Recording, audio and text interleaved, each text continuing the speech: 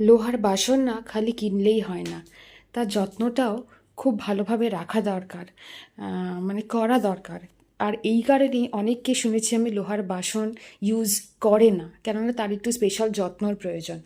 তো লোহার বাসন না ইউজ করার মানে লোহার বাসনে কিছু রান্না করার আগে যেই যত্নটা নিতে হবে, রান্না করার পরেও সেম যত্ন নেওয়ার প্রয়োজন আছে, নাহলে লোহার বাসন ভালো থাকে না। তো আমি রান্না করার আগে বা পরে যেইটা যত্ন নেওয়া দরকার সেটাই আমি এখানে দেখাবো। ভালো করে বাসনটাকে নিচে ভিতরে ভালো করে ধুয়ে একটা শুকনো ন্যাকড়া দিয়ে ভালো করে পুছে নেবেন। তারপরে গ্যাস জ্বালিয়ে গরম হয়ে গেলে তেল দিয়ে টিস্যু দিয়ে ওটাকে ভালো করে মুছবেন। আমি বলবো কি, খালি ওপরটা না বা ভিতরটা না, তলাটাও ভালো করে মুছতে।